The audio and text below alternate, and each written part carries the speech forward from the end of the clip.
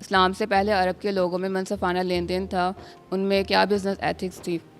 جی بیٹی، جن چیزوں کی طرف دین اشارہ کرتا ہے وہ تو عام طور پر وہی چیزیں ہوتی ہیں جس میں یا انسان اپنے جذبات یا تعصبات کی وجہ سے یا کسی غلط فہمی کی وجہ سے تجاوز کر بیٹھا ہوتا ہے،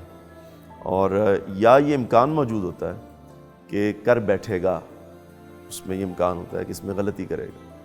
ورنہ بہت ساری باتیں ایسی ہیں کہ جو معاشرے کی اچھی روایات ہیں وہ پہلے سے موجود ہوتی ہیں، تو قرآن مجید اس کے لیے معروف کا لفظ استعمال کرتا ہے، یعنی معاشرے کی جو اچھی روایات ہیں ان کو، اور وہ مختلف بھی ہوتی ہیں، یعنی ایک معاشرے میں مختلف ہوگا۔ میں آپ کو اس کی مثال دے دیتا ہوں کہ ہمارے ہاں ایک زمانہ تھا، اب تو نہیں کیا جاتا، لیکن بزرگوں کے سامنے، بڑوں کے سامنے جاتے ہوئے ٹوپی لگانا جو ہے وہ ادب کا تقاضا سمجھا جاتا تھا، تو اب نہیں لوگ کرتے ایسے، ظاہر ہے وہ معاشرت ختم ہو گئی، اور کیونکہ وہ سمجھا جاتا تھا تو اس لیے نماز میں کیونکہ اللہ کے سامنے ایک ادب کے ساتھ آپ کھڑے ہوتے ہیں، تو یہ معروف ہی کا حصہ تھا کہ آپ ٹوپی لگا کے نماز پڑھیں تاکہ اچھا لباس پہن کے، جو معاشرتی معروف کے مطابق۔ مغرب میں اس کے بالکل الٹ تھا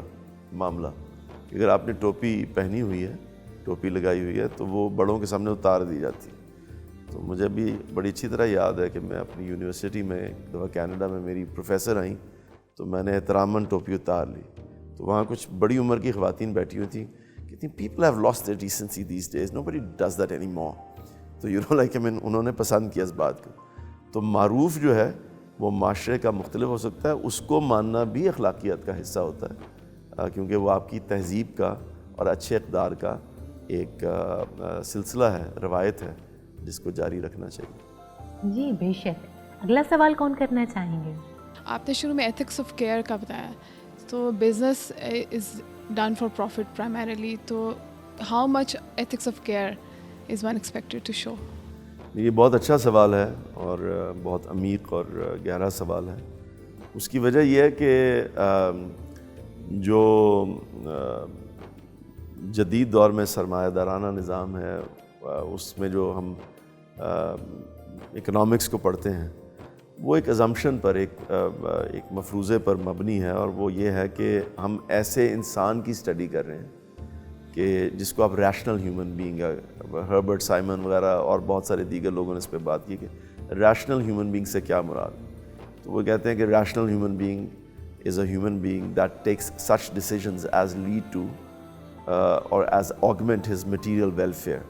یعنی وہ عقل مند، دانا، ایک معقول آدمی وہ ہوتا ہے کہ وہ ایسے فیصلے کرتا ہے کہ جس سے اس کے مال میں، اس کی دولت میں اضافہ ہو، وہ اپنی دولت میں کمی نہیں کرتا، اور یہ محرک بنا۔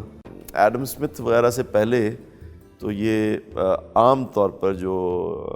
عیسائی تہذیب ہے، مسیحی تہذیب جو ہے، اس کے اندر بہت ناپسند کیا جاتا تھا کہ دولت کو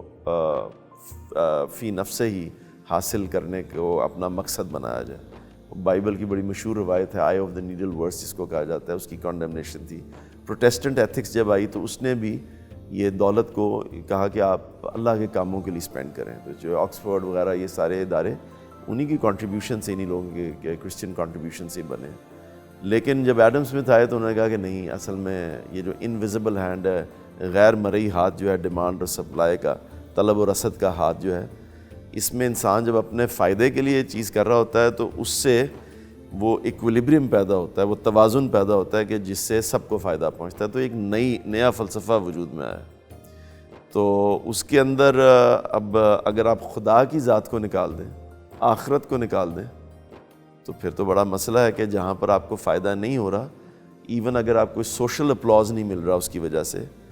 کسی قسم کا فائدہ نہیں ہو رہا، نقصان ہی ہو رہا ہے، تو پھر کیوں کریں؟ تو پیچھے اگر خدا نظر نہ آ رہا ہو